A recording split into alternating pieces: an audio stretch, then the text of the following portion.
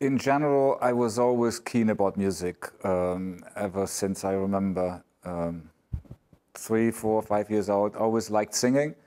Always liked to express my love for rhythm, tapping around on drums and stuff like that. I mean, you know, cooking pots. And my dad played the violin when I was about 6 years old, and I remember a situation where my relatives came around, and I guess my father heard me fiddling something, and he showed him what you just did, and so I played like a German folk song on the guitar. And then my mum had a little piano. I played music on that, and then my brother eventually had a guitar standing there on his 16th birthday, which, when he went to work, was sitting there, and I was attracted to, against his wishes, to play with it.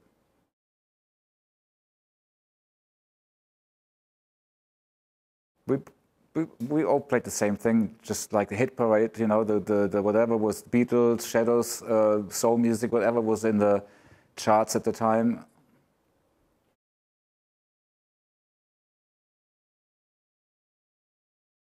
Jimmy Page and Jeff Beck and people like that haven't heard about them yet. You know, as 9 years old, it was more like the Shadows, instrumental music, clean guitar sound. But it was already for me very, very exciting and important. You know, I knew that was something I wanted. It didn't start until I was about 13, 14, when the first distorted guitar I heard, and that was when, you know, Led Zeppelin and all the bands that came out at that. When was it? Like around '68, probably. You know, all the way up to my 17th birthday. I mean, 17-year-old, around that area, I copied, you know, whatever was coming out that had that distorted guitar sound.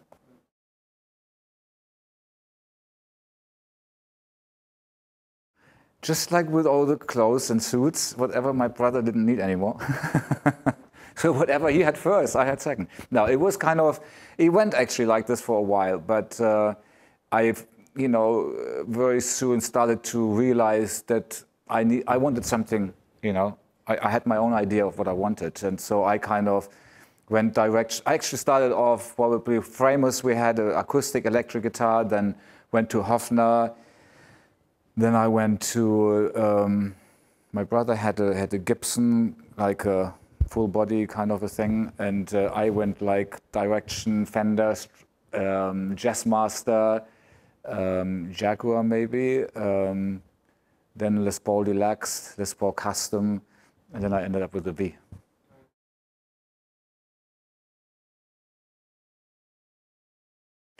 It was not really, the shape wasn't important. It just, or maybe it turned in subconsciously.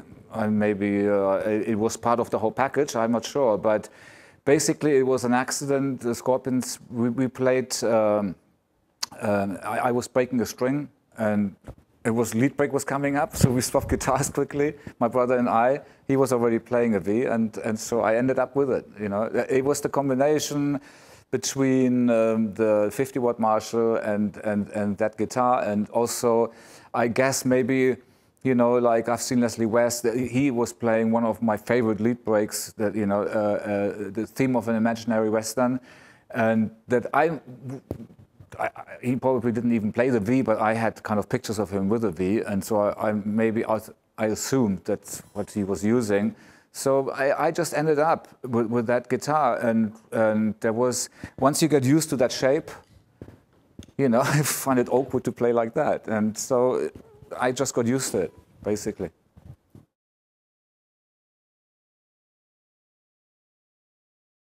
Because he was already working, and I was going to school. He's 6.5 years older than me. So when he was, I guess he was maybe 16.5, he started to work. I was 9.5, and I had the time at home to, you know, I actually played his guitar, and which I wasn't allowed to, but when he found out that I was actually doing something with it, he asked me to copy things for him and teach him after work, and he would pay me for it, and that's what we did.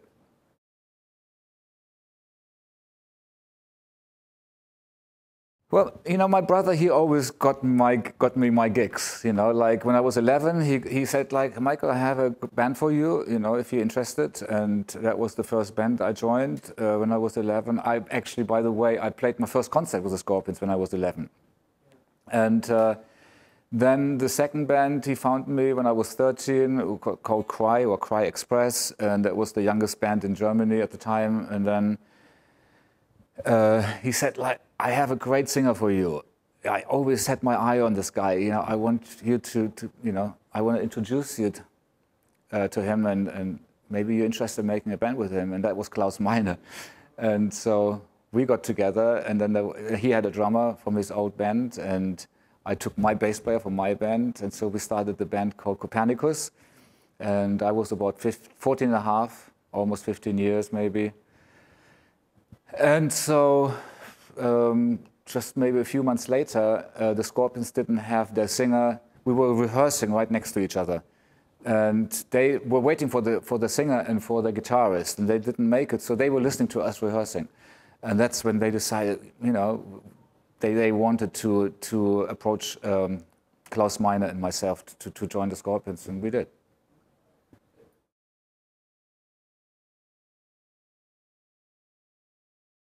It was my mom and my dad and me holding the guitar with my, you know, like Sunday trousers, like ironed and everything, and then playing like a good little boy. It was just some nightclub where they, you know, like those clubs where they used to play around Hanover in North Germany. I didn't really understand what was going on there. All I know is that they were playing there. And I guess it was just a normal club where people would be dancing and they would be playing some songs that were in the radio, you know, that kind of stuff.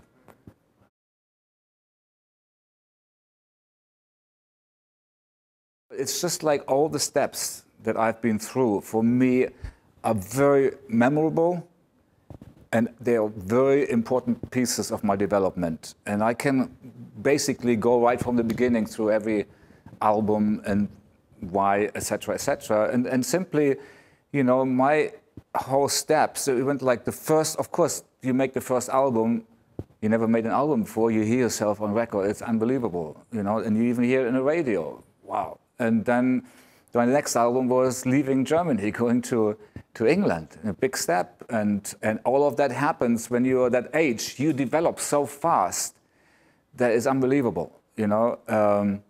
And then, of course, the older you get, the less it's noticeable that you develop. But if you keep developing, you can keep developing if you make the effort to do so. But it becomes very little less noticeable. And it's just like, you know, especially all the way up to the end of UFO. If you just look at that, it's consistent developing, and it's always. The next step is more exciting than the last one because it goes a step further.